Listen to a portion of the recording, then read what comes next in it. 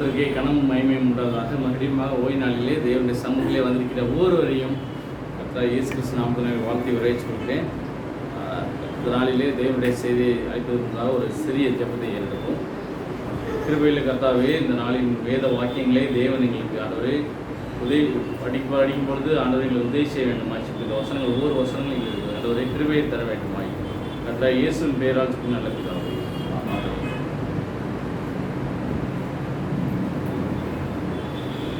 ஆண்டவர் நம்மளை அந்த வாரம் முழுவதும் கண்ணீர் மணி போல பாதுகாத்தார். ஒவ்வொரு நாளும் நம்முடைய இந்த வெயில் காலங்களிலும் தேவனுடைய கிருபை நம்மோடு கூட இருக்கிறது. தொடர்ந்து நம்முடைய ஊழியங்களுக்காகவும் சரி எல்லாருக்காக ஜெபித்துக் கொள்ளுங்கள்.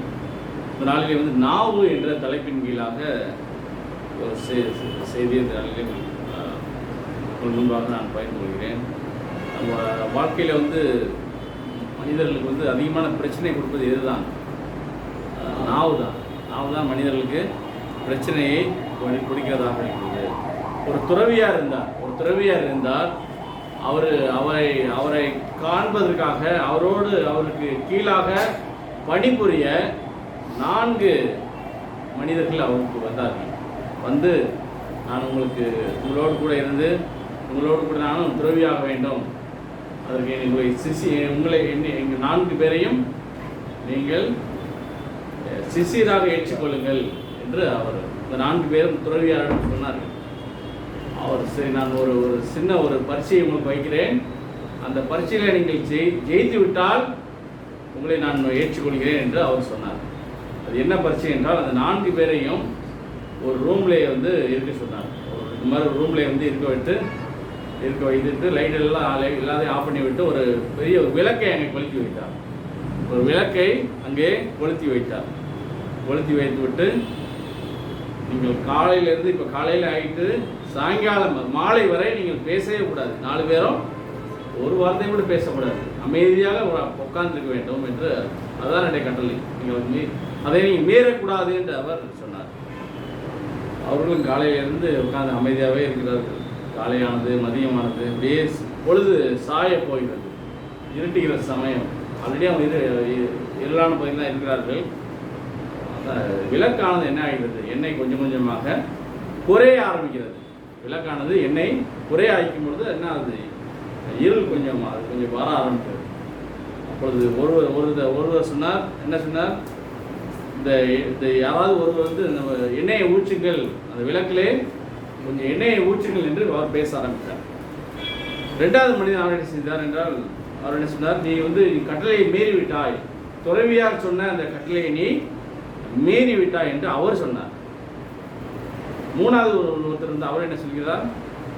நீங்கள் 2 பேரும் முட்டாள், அவர் சொன்னதை நீங்கள் கேள், அவருடைய சொன்ன நீங்கள் மறந்து விட்டு நீங்கள் பேசுகிறீர்கள் என்று அவர் சொன்னார். கடைசியில் ஒருத்தர் இருந்தார் பாருங்கள், அவர் என்ன சொன்னார் பார்த்தீங்கன்னா, நீங்கள் 3 பேரும் இந்த பரீட்சையில் தோல்வி அடைந்து விட்டார்கள், நான் முதல்ல தான் பேசலை அப்படின்ட்டு அவர் பேசிட்டார். இப்போ இதுலேருந்து என்ன தெரியுதுன்னா, அவங்க 4 பேரும் என்ன செஞ்சாங்க? அந்த துறவியாருடைய பேச்சுக்கு கீழ்ப்படியாதனால அவர் 4 பேரும் அவர் சீடராக அவர் ஏற்றுக்கொள்ளவில்லை. ஆண்டவர் கிறிஸ்துவ பிள்ளைகளாக நாம் என்ன செய்ய வேண்டும்? நாவை எப்படி பயன்படுத்த வேண்டும்? வேதத்தில் படி பார்க்கும்பொழுது நாவை எப்படி பயன்படுத்த வேண்டும் பார்க்கும்பொழுது, சங்கீதம் 34:1 வசனம், சங்கீதக்காரன் தாவீது அந்த நாவை எப்படி பயன்படுத்தினார் என்று பார்க்கும்பொழுது என்ன சொல்றார்? அவர் கர்த்தரை நான் எக்காலத்திலும் சோசரிப்பேன், அது எப்போதும் என் வாயில் இருக்கும். நம்ம நாவிலையும் நம்ம வாயிலையும் என்ன இருக்க வேண்டும்? எக்காலத்திலும் சோசரிக்க வேண்டும். அவர் துதி எப்போதும் என் வாயில் இருக்கும். இப்போ எப்பொழுதும் நம்ம அவரை துதித்து கொண்டே இருக்க வேண்டும். நம்ம போகும்பொழுதும் வரும்பொழுதும் ஒவ்வொரு மணி துளியும் நம்ம அவரை துதித்து கொண்டே மனதிலே துதித்து கொண்டு பாடிக்கொண்டிருக்க வேண்டும்.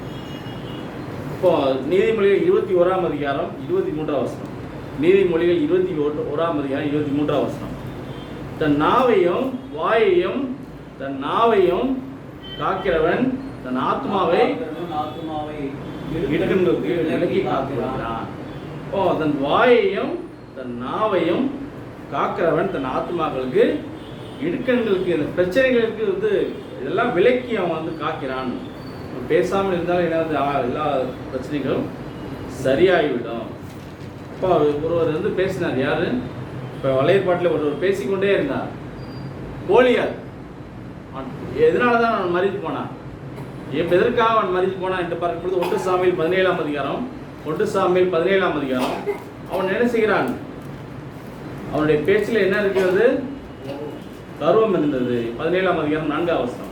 அப்பொழுது காத்தூரனாகிய கோலியாத் ஒரு வீரன் பெலிஸ்தியன் பாளையத்திலிருந்து புறப்பட்டு நடுவே நிற்பான். அவன் உயரம் 6 முழமும் 1 ஜானுமாம். அவன் தன் தலையின் மேல் வெண்கல சீராவை போட்டு தன் போர்க்கவசத்தை தயாரித்துக் கொண்டிருப்பான். அந்த கவசத்தின் நிறை 5000 சேக்காலாக வெண்கலமாய் இருக்கும். அப்போ அவன் என்ன செய்வான்? தினந்தோறும் அந்த ஒரு 2 பேரும் இஸ்ரேல் பிள்ளைகளும் பெலிஸ்தியர்களும் நடுவில் என்ன இருக்கிறது? ஒரு பள்ளத்தாக இருக்கிறது. ஆனால் அந்த 7ஆம் பள்ளத்தாக்கிலே அவர்கள் பெலிஸ்தர் என்ன செய்வானா? அந்த இவன் கோலியாத் எப்பொழுதுமே என்ன செய்வானா? நீங்கெல்லாம் உங்களால் ஒன்றும் முடியாது, நீங்க உங்களால் ஒன்றும் செய்ய முடியாது. எல்லாரும் அந்த தேவனை அவனை தினமும் நிந்திப்பானா. தேவனுடைய சமூகத்திலே அந்த இடத்துல தேவனை நிந்தித்து கொண்டிருப்பானா. ஆனால் அவனை பார்த்து எல்லாரும் பயப்பட்டார்கள். 11ஆம் வசனம் படிக்க. சவுலும் இஸ்ரவேல் எல்லாரும் அந்த பெலிஸ்தருடைய வார்த்தைகளை கேட்டு கலங்கி மிகவும் பயப்பட்டார்கள். ஏனென்றால் அவன் பார்க்கும் பொழுது ரொம்ப உயரமான ஒரு மனிதன், உடம்பும் அந்த உடல் ரீதியாக ரொம்ப பலசாலியாக இருக்கிறான். அவனை பார்த்தாலும் எல்லோரும் பயப்படுகிறார்கள். என்கிட்ட சண்டைக்கு வா என்று தினமும் என்ன செய்யறான்? இஸ்ரேல் மக்கள்கிட்ட தினமும் கேட்குறான், என்கிட்ட சண்டைக்கு வாங்க. அப்போ அவங்க பேசிக்கிறான். கடைசியில் என்ன தாவீதுக்கு ஆண்டவர் குணத்தை என்ன செய்யறான்? தாவீது என்ன செய்யறான்? அவன் பெரிய கோலியாத்தை என்ன செய்கிறான்?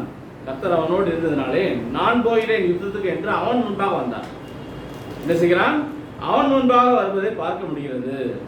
அப்ப என்ன ஆகிறது? இந்த இடத்துல 2 பேரும் அங்க இருக்கும் பொழுது 40ஆம் வசனம் படிங்க. தன் தடியை கையிலே பிடித்து கொண்டு ஆற்றில் இருக்கிற 5 கூழாங்கற்களை தேர்ந்தெடுத்து அவைகளை மேய்ப்பருக்கு தன்னுடைய அடைப்பைகளை போட்டு தன் கவனை தன் கையிலே பிடித்து கொண்டு அந்த பெலிஸ்தன் இடத்திலே போனான். பெலிஸ்தன் நடந்து தாவீதை கிட்டி வந்தான். பரிசையை பிடிக்கிறவனுக்கு முன்பாக நடந்தான். பெலிஸ்தன் சுற்றி பார்த்து தாவீதை கண்டு அவன் இளைஞனும் சௌந்தரிய ரூபமான சிவந்த மேனியாய் இருந்தபடினால் அவனை அசட்டை பண்ணினான். சின்ன பையன் என்று அவன் நினைச்சுகிறான், அசட்டை பண்ணுகிறான். பெலிஸ்தனை தாவீதை பார்த்து, நீ தடிகளோடு என்னிடத்தில் வர நான் நாயா என்று சொல்லி அவன் தன் தேவர்களை கொண்டு தாவீதை சபித்தான். தாவீதை சபிக்கிறான். யாரு? கோலியாத். ஆனா தாவீதோடு இருந்தது யார்? இஸ்ரவேல் தேவனாகிய கர்த்தர் அவனோடு இருந்தார். அதை பெலிஸ்தன் ஆகிய கோலியாத்துக்கு தெரியவில்லை. அவன் என்ன சபிக்கிறான். அவனுக்கு ஒரு கேவலமாக அவன் பார்த்து நினைக்கிறான். அவனை சபிக்கிறதை பார்க்க முடிகிறது. கடைசி என்னானது?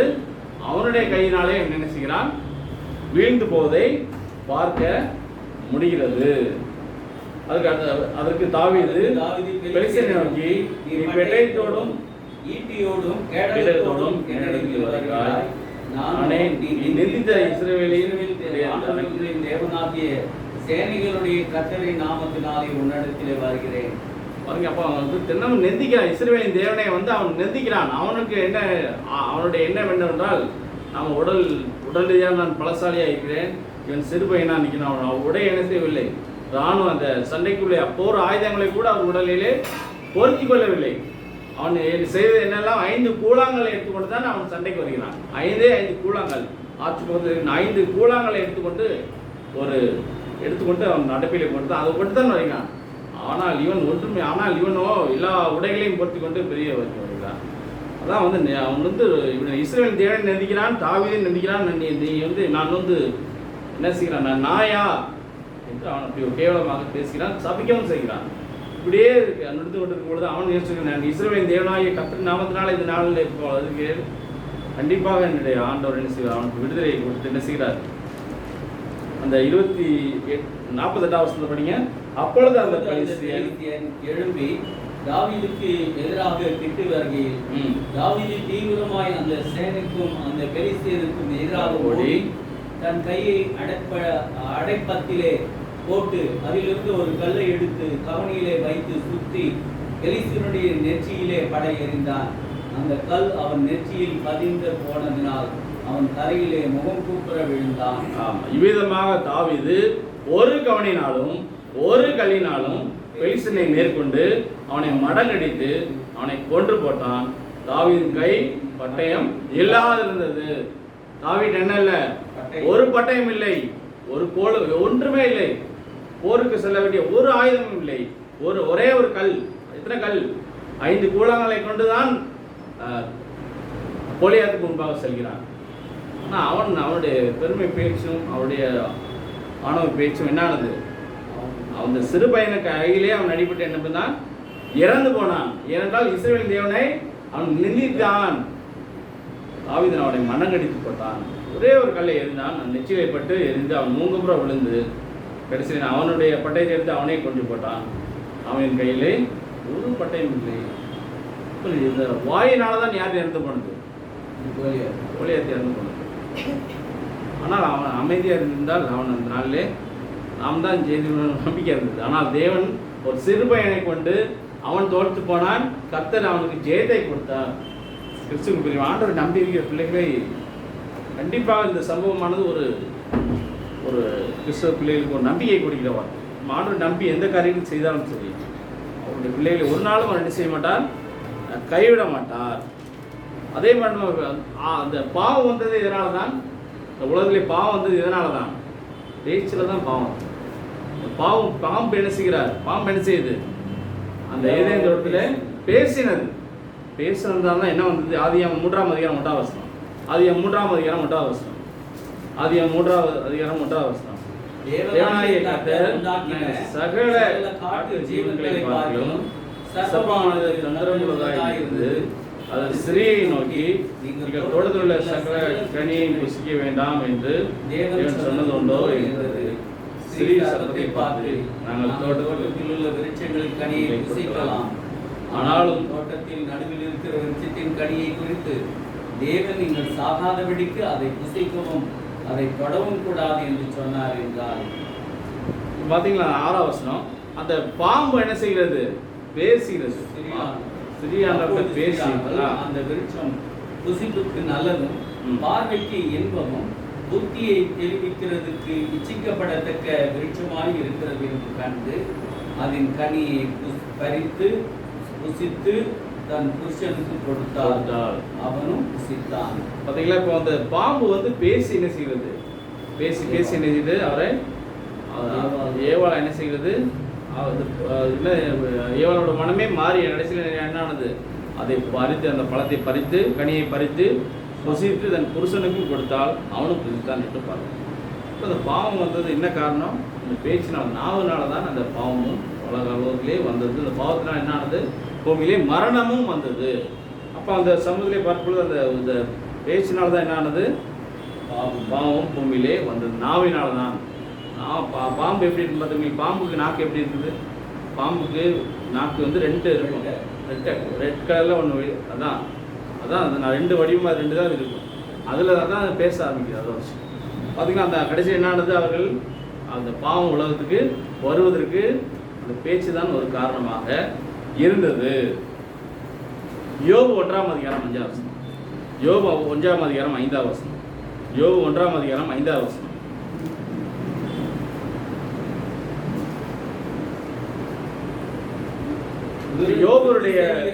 அவருடைய நாள் முறைப்படி வந்தபோது யோபு, ஒருவேளை என் குமாரர் பாவம் செய்து தேவனை தங்கள் இருதயத்திலே தூஷித்திருப்பார்கள் என்று சொல்லி அவர்களை அழைத்து அனுப்பி பரிசுத்தப்படுத்தி அதிகாலமே எழுந்து அவர்கள் எல்லாருடைய இலக்கத்தின்படியையும் சர்வாங்க தகுந்த பலியை செலுத்துவான். இந்த பிரகாரமாக யோபு அந்நாட்களெல்லாம் செய்து வந்தான். பார்த்தீங்களா? யோபு என்ன செய்யறாரு பாருங்க, நாவை எப்படி பயன்படுத்துறாரு. விருந்து செய்கிற ஒவ்வொருடைய நாள் முடிகிற போது யோபு, ஒருவேளை என் குமாரர் பாவம் செய்திருப்பார்கள், அவர்கள் தேவனை தூசித்திருப்பார்கள், அவர்களுக்காக நான் என்ன செய்கிறேன், தகன பலியிடுகிறேன் என்று அவர் நாட்களே சொல்லி அந்த தகன பலியையும் இட்டார் என்று இந்த வசனம் சொல்லியிருக்கிறார். அவர் நாவை எப்படி அவர் யோபு பயன்படுத்தியதை பார்க்க முடியும். நம்ம யாக்கோபு எப்படி பயன்படுத்துகிறான்னு பார்க்கலாமா? யாக்கோபு ஆதியாகமம் 33ஆம் அதிகாரம் 5ஆம் வசனம். ஆதியாகமம் 33ஆம் அதிகாரம் 5ஆம் வசனம். ஆதியாகமம் 33ஆம் அதிகாரம் 5ஆம் வசனம். இந்த சம்பவம் உங்களுக்கு எல்லாருக்கும் அவன் தெரியும். கண்களை ஏறெடுத்து ஆ. ஸ்திரீகளையும் பிள்ளைகளையும் கண்டு ம். உன்னோடு இருக்கிற இவர்கள் யார் என்றார். ம்.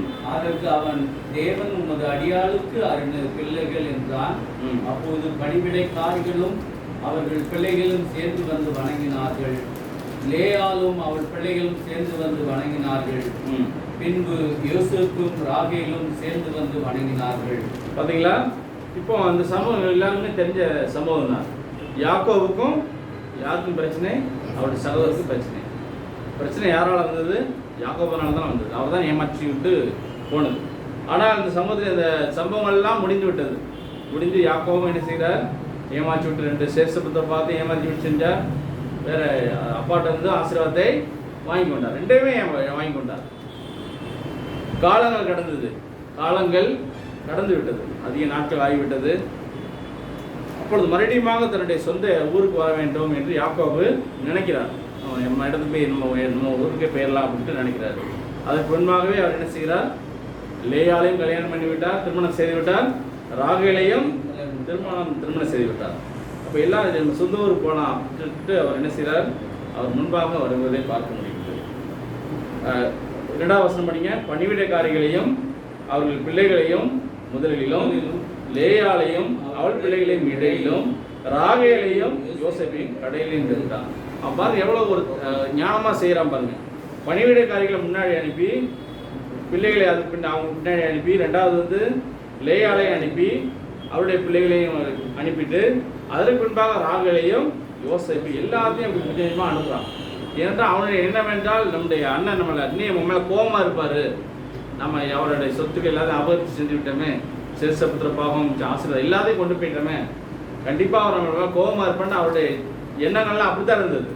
அவருடைய எண்ணங்கள்லாம் கண்டிப்பாக நம்ம அண்ணன் கோபம் வர இருக்குமா இருந்துச்சு. அதனால அப்படி கோபத்தை தணிக்கிறதுக்கு எல்லாரையும் முன்னாடி அனுப்புகிறார். 3வது வசனம். நான் அவர்களுக்கு முன்னாக நடந்து போய் 7 விசை தரைமட்டம் குனிந்து வணங்கி தன் சகோதரன் கிட்ட சேர்ந்தான். பாருங்க எத்தனை தடவை வணங்குறான்? 7 விசை தரைமட்டம் குனிந்து வணங்கி தன் சகோதரன் கிட்டே சேர்ந்தான். அதுக்கு அடுத்த வசனம். அப்பொழுது ஏசா எதிர்கொண்டு ஓடி வந்து அவனை தழுவி அவன் கழுத்தை கட்டிக்கொண்டு அவனை முத்தம் செய்தான். இருவரும் அழுதார்கள். இருவரும் அழுகிறார்கள். தன்னுடைய சகோதரர்கள் 2 பேரும் அவனை தழுவி அவன் கழுத்தை கட்டிக்கொண்டு அவனை முத்தம் செய்கிறார்கள். இருவரும் 2 பேரும் அழுது கொண்டு அழுகிறார்கள். அதற்கு முன்பாக ஏசா என்ன செய்கிறார்? யாக்கோபை பார்த்து, அவன் தன் கண்களை ஏறெடுத்து ஸ்திரீகளையும் பிள்ளைகளையும் கண்டு முன்னோடி இருக்கிற இவர்கள் யார் என்றான். அதற்கு அவன், தேவன் உமது அடியானுக்கு அருளின பிள்ளைகள் என்றான். பார்த்தீங்களா? அந்த வார்த்தையை யாக்கோபு எவ்வளவு ஞானமாக அந்த வார்த்தையை தன்னுடைய சகோதரத்திலே சொல்வதை பார்க்க முடிகிறது. யார் என்று இந்த பிள்ளைகள்லாம் பார்க்கும் பொழுது, யார்? ஏசா வந்து யாக்கோபிட்ட கேட்கும் பொழுது இவர் என்ன சொல்கிறான்? தேவன் உமது அடியானுக்கு அருளின பிள்ளைகள். பார்த்தீங்களா? இது என்னுடைய பிள்ளைகள் என்று அவன் சொல்லவில்லை. தேவன் தமது அடியானுக்கு, உமது அடியானுக்கு பிள்ளைகள், தேவன் தான் இந்த பிள்ளைகளை எனக்கு கொடுத்திருக்காரு என்று அந்த வார்த்தையை ஞானமாக அந்த வார்த்தையை உபயோகப்படுத்துவதை இந்த வசனத்திலே பார்க்க முடியும். அதான் ஆண்டவர் சொல்றார், அந்த வார்த்தைகளை வந்து ஞானமாக அந்த இடத்துல அவர் அதை பேசுவதை நம்ம பார்க்க முடிகிறது. அந்த டைட்டானிக் கப்பல் ஒன்று இருந்தது இல்லையா? டைட்டானிக் கப்பலுடைய கதை உங்களுக்கு அதிகமாக எல்லாருக்குமே தெரிஞ்ச கதை தான்.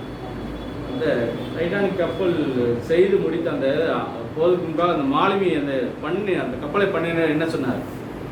இந்த கப்பலை யாராலுமே கடவுளால் கூட என்ன செய்ய முடியாது, அசைக்க முடியாது என்று ஒரு நல்ல ஒரு வார்த்தையை அவர் சொல்கிறார். ஒரு வார்த்தையை அவர் சொன்னார். என்ன ஆனது? உடஞ்சி ஒன்றும் இல்லாமல் போய்விட்டது. அந்த தாழ்மையான அந்த பேச்சு அவர்கள் ஒருத்தரும் ஒன்றும் செய்ய முடியாது. கடவுளே வந்தாலும் அந்த கப்பலை ஒன்றும் செய்ய முடியாது என்று அவர்களுடைய எண்ணம். அந்த எண்ணங்கள் என்ன ஆகுது? கடைசியிலே எல்லாம் உடைந்து சுக்குன எல்லாருமே இறந்து கொடுத்தாங்க. கொஞ்சம் பேர் தான், 1-2 பேர் தான், கொஞ்சம் பேர் தான் பிழைத்திருப்பார்கள். இப்போ அந்த பேச்சிலை பார்க்கும்பொழுது அவர் எவ்வளோ அந்த பேச்சை அவர் பேசுறது கடைசியில் என்ன எல்லாமே போய்விட்டது. கிறிஸ்தவ பிள்ளைகள் எப்படி பேச வேண்டும்? எபேசியர் 4ஆம் அதிகாரம் 29ஆம் வசனம். எபேசியர் 4ஆம் அதிகாரம் 29ஆம் வசனம். எபேசியர் 4ஆம் அதிகாரம் 29ஆம் வசனம். கெட்ட வார்த்தை ஒன்று உங்கள் வாயிலிருந்து புறப்பட வேண்டாம். பக்தி விருத்திக்கு ஏதுவான நல்ல வார்த்தைகள் உண்டானால் அதையே கேட்கிறவர்களுக்கு பிரயோஜனம் உண்டாகும்படி பேசுங்கள். வசனம் என்ன சொல்லுது? கெட்ட வார்த்தை ஒன்றும் உங்கள் வாயிலிருந்து புறப்பட வேண்டாம். பக்தி விருத்திக்கு ஏதுவான நல்ல வார்த்தைகளே உண்டானால் அதை கேட்கிறவர்களுக்கு பிரயோஜனம் உண்டாகும்படி பேசுங்கள். உன்னுடைய பிள்ளைகள் என்ன சொல்றாரு? கெட்ட வார்த்தை ஒன்று உங்கள் வாயிலிருந்து வரக்கூடாது. சில ஆட்களை பார்க்க முடியாது. எல்லாம் என்ன செய்ய ஆவியிலிருந்து ஜோம் பண்ணுறாங்க, ஆவியில் எல்லாம் ஜோம் பண்ணுறாங்க, அந்நிய பாசை எல்லாம் பேசுகிறாங்க. ஆனால் அவங்க வாயிலிருந்து வர்ற வார்த்தை என்ன வார்த்தை? எல்லா வார்த்தை கெட்ட வார்த்தை வருது. அப்போ எப்படி பரிசு அவனை அவங்கள்ட்ட இருந்திருப்பார்? கண்டிப்பாக பரிசு அவனை பேசுவாரா? பரிசு அவனை இருந்து ஆவியிலிருந்து ஜோம் பண்ணுற பொழுது இப்படிலாம் பகலில் இப்படி பண்ணிட்டு அப்புறம் வெளியில் போகும்போது இப்படிலாம் பேசும்பொழுது எப்படி அந்த ஆவியானவர் இவ்வளோ இடம் கொடுக்குறாரு? கண்டிப்பாக அவர் பேச மாட்டார். அது என்ன ஆவி? அது சுத்த ஆவிதான். இந்த வசனம் தெளிவாக சொல்லுது, கெட்ட வார்த்தை ஒன்றும் ஒரு வாயிலிருந்து புறப்பட வேண்டாம். பக்தி விருத்திக்கு ஏதுவான நல்ல வார்த்தைகளே உண்டான கேட்கிறவர்களுக்கு பிரயோஜனமண்டமாக பேசுங்கள் என்று இந்த வசனம் சொல்கிறது. ஆக இந்த வசனத்தின்படி கிறிஸ்தவ பிள்ளைகள் நல்ல வார்த்தைகளை பேச கற்றுக்கொள்ள வேண்டும். ஏசாயா 29ஆம் அதிகாரம் 13ஆம் வசனம். ஏசாயா 29ஆம் அதிகாரம் 13ஆம் வசனம். ஏசாயா 29ஆம் அதிகாரம் 13ஆம் வசனம்.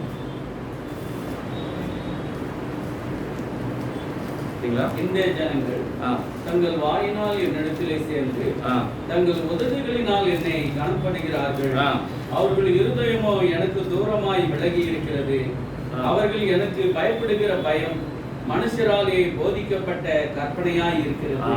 இந்த வசனம் என்ன சொல்லுது? இந்த ஜனங்கள் தங்கள் வாயினாலே என்னிடத்திலே சேர்ந்து தங்கள் உதடுகளினால் என்னை கனம் பண்ணுகிறார்கள் என்று சொல்லி, வாய்களினாலே என்னிடத்திலிருந்து அந்த உதவிகளால் என்னை கனம் பண்ணுகிறார்கள்.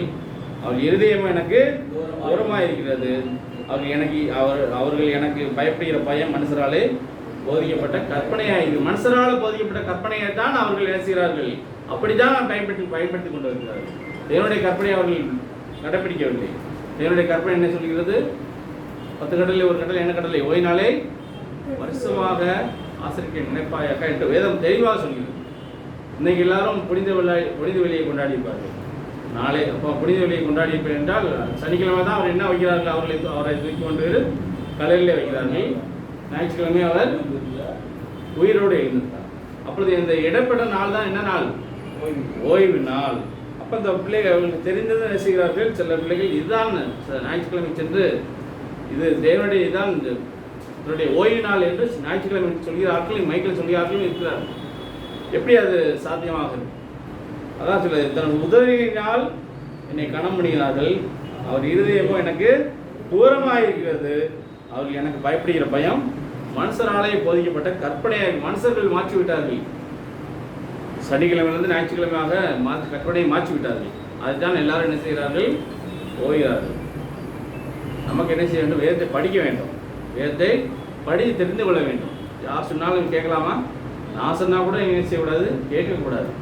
நான் சொன்னதை உண்மையா என்று நீங்கள் வேதத்தை வீட்டில் போய் ஆராய வேண்டும். ஆராய்ந்து பார்க்கும் பொழுது தான் அந்த உண்மையை உங்களுக்கு புரிய வரும். ஆகவே வேதத்தின்படி என்ன செய்ய வேண்டும்?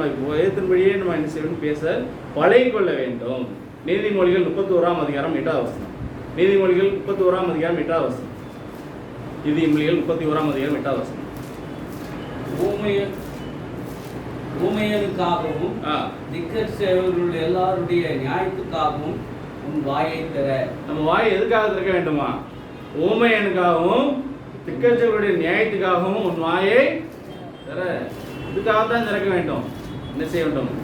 ரொம்ப ஊமையனுக்காகவும் திக்கற்றவருடைய நியாயத்துக்காகவும் அவர்களால் ஒன்றும் செய்ய முடியவில்லை. அவர்களுக்காக நீங்கள் போய் என்ன செய்ய வேண்டும்? பேச வேண்டும். ஆனால் அதுதான் அவனுக்காக உதவி செய்யும். அதுக்காக நல்ல காரியத்துக்காக உன் வாயை பயன்படுத்து. என்ன செய்ய? கெட்ட காரியத்துக்கு நீ என்ன செய்ய வேண்டாம்? பயன்படுத்த வேண்டாம். இங்கேருந்து அங்கே சொல்கிறது, அங்கேருந்து இங்கே சொல்கிறது. பத்திரிக்கையாக செல்ல மாட்டி பிள்ளைகள் இருக்கிறாங்க. இங்கே குடும்பத்தையே 2ஆக பிரிச்சுருவாங்க. 2ஆக பிரித்து அதில் செய்யக்கூடாது. அது என்ன செய்யாது? ரொம்ப பாவமான காரியம். பேசுவது ஆண்டவர் ஞாபகத்தை என்ன கொடுத்துருக்கிறாரு. குடும்பத்தை என்ன செய்யக்கூடாதுன்னா ஆண்டவர் குடும்பத்தை கெட்டுறவராக இருக்கிறார். நம்ம ஆண்டவர், நம்ம தேவன் குடும்பத்தை கெட்டுகிறவர். அந்த குடும்பத்தை பிரிக்கிற ஞாபகம் என்ன செய்ய பயன்படுத்தக்கூடாது. பெரிய பாவம். ஆகவே நம்ம என்ன செய்ய வேண்டும்? ஞாபகம் ரொம்ப ஞானமாக பயன்படுத்த கற்றுக்கொள்ள வேண்டும். எபேசியர் 5ஆம் அதிகாரம் 4ஆம் வசனம். எபேசியர் 5ஆம் அதிகாரம் 4ஆம் வசனம். எபேசியர் 5ஆம் அதிகாரம் 4ஆம் வசனம். 207. எபேசியர் 5ஆம் அதிகாரம் 4ஆம் வசனம். அப்படியே வம்பும் புத்தியீனமான பேச்சும் பரியாசமும் தகாதவைகள் ஸ்தோத்திரிக்கவே தகும். என்ன சொல்றார் ஆண்டவர்? என்ன சொல்றார் அந்த வசனத்துல? வம்பும் புத்தியீனமான பேச்சும் பரியாசமும் தகாதவைகள். வம்பும் புத்தியீனமான பேச்சும் பரியாசம் பண்ணி கேலி கிண்டல் பண்ணிக்கிட்டு இதெல்லாம் ஆண்டவருக்கு பிடிக்காத காரியம். வம்பான காரியங்கள், புதியனமான காரியங்கள், இதெல்லாம் சோஸ்திரம் செய்ய அந்த நேரத்தில் என்ன செய்ய வேண்டுமா? சோஸ்திரம் செய்வதற்கு பயன்படுத்திக் கொள்ள வேண்டும். சோஸ்திரம் பயன்படுத்தி ஆண்டவரை துதிப்பதற்கு அந்த நேரத்தை நாம் பயன்படுத்திக் கொள்ள வேண்டும். நேரத்தை என்ன செய்ய ஒரு நாளும் வீணடிக்கக்கூடாது. நீதிமொழி 25ஆம் அதிகாரம் 11ஆம் வசனம். நீதிமொழிகள் 25ஆம் அதிகாரம் 11ஆம் வசனம். நீதிமொழி 25ஆம் அதிகாரம் 11ஆம் வசனம். 25ஆம் அதிகாரம் 11ஆம் வசனம்.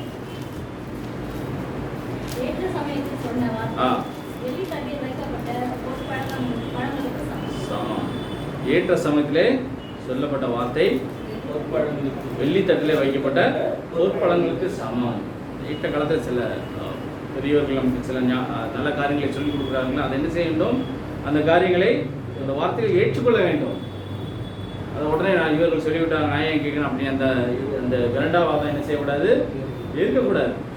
சொல்லுவ அனுபவத்திலே சொல்லும் பொழுது அதை ஏற்றுக்கொண்டு நம்ம என்ன செய்ய வேண்டும்? அதன்படி வாழ்க்கையிலே என்னென்ன காரியங்களை நம்ம செய்ய வேண்டுமோ அந்த காரியங்களை நேர்த்தியாக அவர் சொல்லும் பொழுது கேட்டு ஏற்ற சமயத்தை சொன்ன வார்த்தை வெள்ளித்தட்டில் வைக்கப்பட்ட ஒரு வெள்ளித்தட்டில் ஒரு பழங்கள் வச்சு கொடுத்தாங்கன்னா எப்படி இருக்கும்?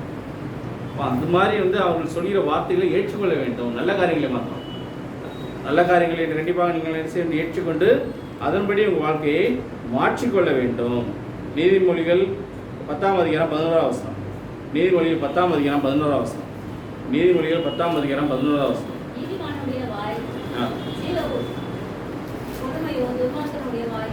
ஆமாம், நீதிமானுடைய வாய் ஜீவ ஊற்று, கொடுமையோ துன்மார்க்கருடைய வாயை அடைக்கும். துன்மார்க்கருடைய வாயை அடைக்கும் என்று இந்த வசனம் சொல்கிறது. வார்த்தைகளையும் நம்ம ஒவ்வொரு வார்த்தைகளையும் கரெக்டாக பார்த்து யோசித்து நம்ம பேசி பழகி கொள்ள வேண்டும். நீதிமொழிகள் 15ஆம் அதிகாரம் 7ஆம் வசனம். நீதிமொழிகள் 15ஆம் அதிகாரம் 7ஆம் வசனம்.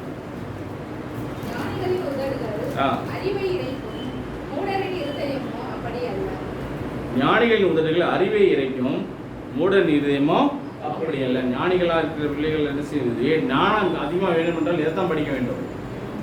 வேதத்தை படித்தாலும் ஞானம் என்ன செய்யுது? நமக்கு எல்லாமே நமக்கு சொல்லிக் கொடுத்துருக்காரு. ஆண்டவர் என்ன செய்ய எல்லா காரியங்களையும் ஆதி ஆமத்திலிருந்து வெளிப்படுத்தல் வரை ஒவ்வொரு காரியங்களையும் வேதத்திலே நமக்கு எல்லாமே சொல்லிக் கொடுத்துருக்காரு. சிறு பிள்ளைகளுக்கு சொல்வது போல நமக்கு இந்த எல்லா காரியங்களையும் நமக்கு கற்றுக் கொடுத்துருக்காரு. ஆனால் நம்ம என்ன செய்ய வேண்டும்? அந்த பரிசாவின் துணையை கொண்டு என்ன செய்ய வேண்டும்? அதை படித்து நம்ம அதெல்லாம் புரிந்து கொண்டால் கண்டிப்பாக அந்த வார்த்தைகள் நம்ம என்ன வாழ்க்கையை உயர்த்தும். ஆகவே அந்த வார்த்தைகளையும் சரி ஆண்டவருடைய வார்த்தைகளை அதிகமாக உபயோகப்படுத்தி ஆண்டவருடைய கரத்திலே இன்னும் அதிகமான நன்மைகளை நம்ம பெற்றுக்கொள்ள வேண்டும். நீதிமொழிகள் 23ஆம் அதிகாரம் 2ஆம் வசனம். நீதிமொழி 23ஆம் அதிகாரம் 2ஆம் வசனம். இயேசு கிறிஸ்து போல 2ஆம் வசனம்.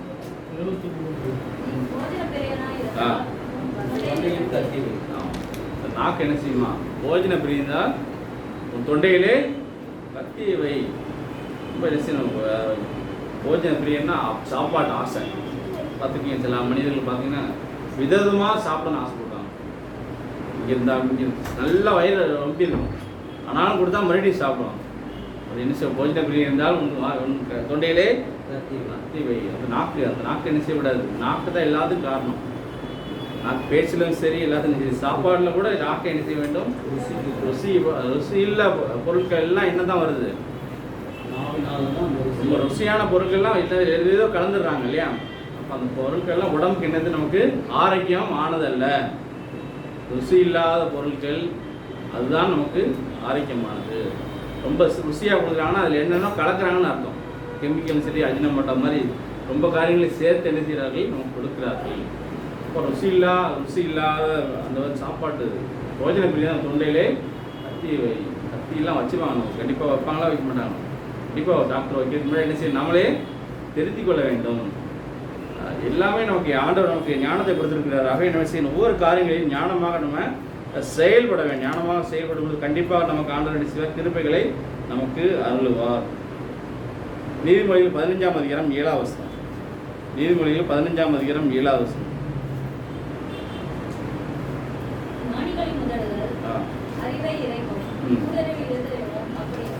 அப்படி இல்லை, சரி. 21ஆம் அதிகாரம் 23ஆம் வசனம் அதுவும் படிச்சிட்டோம்.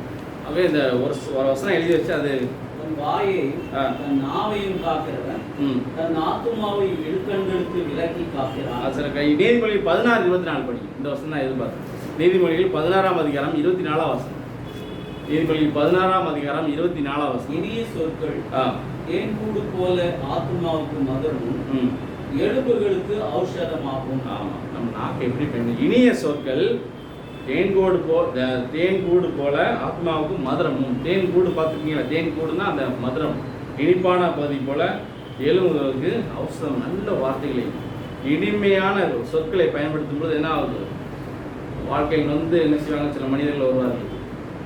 இப்படி வரும்பொழுது அவர்களை சேர்த்து அவர்களுக்கு அன்பான வார்த்தைகளை சொல்லி அந்த இயேசு கிறிஸ்து சம்பவத்தை புதிய ஏற்பாட்டில் பார்க்குறோம் இல்லையா, ஒரு சம்பவத்தை என்ன பார்க்குறோம், அந்த சமாரியனுக்கு என்ன செய்கிறான், சமாரியன் அந்த அடிபட்டு கிடைக்கிற அந்த மனிதனை தன் கழுதையின் மேல் ஏற்றி கொண்டு சத்திரக்காரனுக்கு கொண்டு போய் அவனுக்கு வேண்டிய எல்லா காரியங்களும் செய்து அவனுக்கு போகும்பொழுது என்ன செய்தான், திரும்பி வரும்பொழுது மிச்ச காரியங்களே எவ்வளோ பணம் தேவையோ மிச்ச காரியங்களை கொடுக்க எண்ணெயை கொடுக்குறேன், எண்ணெயை வார்த்தை அவனுக்கு நல்ல அன்பை அவனுக்கு வெளிப்படுத்துவதை பார்க்க முடியும்.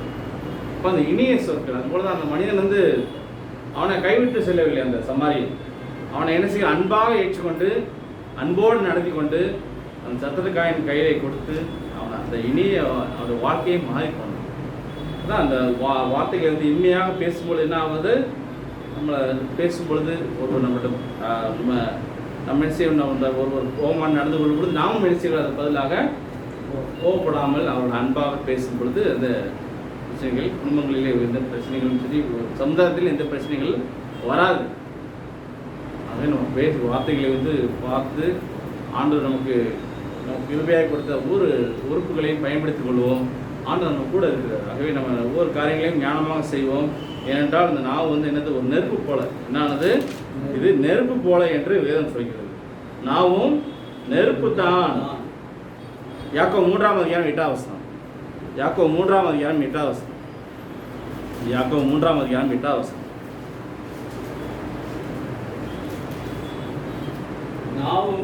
நாவை அடக்க ஒரு மனுஷனாலும் கூடாது, அது அடங்காத பொல்லாங்குள்ளதும் சாவுக்கு ஏதுவான விஷயம் நிறைந்ததுமாய் இருக்கிறது. அதனாலே நாம் பிதாவாகிய தேவனை துதிக்கிறோம். தேவனுடைய சாயலில் உண்டாக்கப்பட்ட மனுஷரை அதனாலே சபிக்கிறோம். நாவை தோசம் போதுங்க. துதித்தலும் சபித்தலும் ஒரே வாயிலிருந்து புறப்படுகிறது. நாவை அடக்க ஒரு நாளும் கூடாது. அது அடங்காத பொல்லாங்குள்ளதும் சாவுக்கு ஏதுவான நிறைந்ததாக இருக்கிறது. ஆமாம், நாவு நெருப்புதான். அது அநீதி நிறைந்த உலகம். தம்முடைய அவயங்களின் நாவானது முழு சரீரத்தையும் கரைப்படுத்தி ஆயுள் சக்கரத்தையும் கொளுத்து விடுகிறதாயும் நர அக்னியினால் கொடுத்தப்படுகிறதும் இருக்கிறது. சகலவிதமான மிருகங்கள், பறவைகள், ஊரும் பிராணிகள், நீர்வாழும் சந்துக்கள் ஆகியவைகளின் சுபாவம் மனு சுபாவத்தில் அடக்கப்படும். இப்போ என்ன ஆகுது, நாவுனால எத்தனையோ பிள்ளைகள் என்ன செய்கிறார்கள், தேவையில்லாத சின்ன ஒரு வார்த்தையை விட்டுறார்கள். அவர்கள் என்ன செய்கிறார்கள், பிரச்சனையை கடைசியில் அவரே இறந்து கூட போயிடறாங்க. பத்திரிகையில் ஒரு வார்த்தையை விட்டு அதனால் ஒருத்தர் இறந்து போகிறதுக்கு கூட வாய்ப்பு இருக்குது. அப்போ அந்த செய்யக்கூட அந்த வார்த்தைகள், காயப்படுகிற வார்த்தைகள் பேசும்போது நெருப்பு மாதிரி காட்டையை கொளுத்துறது மாதிரி என்ன செய்ய, அந்த வாக்கு ஆயுள் சக்கரத்தை கொளுத்து விடுகிறது. அந்த ஆயிலே குறைச்சிடும். சீக்கிரம் என்ன செய்வோம், நம்ம பேசி பேசி கடைசி ஆயிலே குறைத்து கடைசியில் என்ன ஆகும், சாவுக்கு ஏதாவது விஷம் போடுது. நாம் என்னதான் அது விஷத்தையே வச்சுட்டு தான், பாய்சனை வச்சு தான் நம்ம என்ன செய்கிறோம், நடமாடி கொண்டு இருக்கிறோம். நமக்குள்ளே ஒரு என்ன இருக்குது, ஒரு விஷம் நம்மகிட்ட இருக்குது. விஷம் என்னது, என்னைக்குனாலும் அது விஷம். அந்த அதனால சொல்கிறார், இந்த துதித்தலும் சவித்தலும் ஒரே வாயிலிருந்து புறப்படுகிறது. நம்ம துதிப்பதும் அதில் தான், சகிப்பதும் அதனால தான். ஆகவே நம்ம இந்த நாவின் காரியங்களை பார்க்கும்பொழுது ஒவ்வொரு காரியங்களிலும் தேவனுடைய கருத்திலே நம்ம ஒப்படைப்போம். ஆண்டவருடைய சமாதானம் ஒப்படைப்பதற்காக தொடர்ந்து இந்த காரியங்களுக்காக இந்த நாவை நம்ம கர்த்தருக்கென்று பயன்படுத்தி அதிகமான நன்மையான காரியங்களை செய்து ஆண்டவருக்கென்று பலப்படுவோம். கர்த்தர் தாம் என்று ஒப்புடைப்பாராக.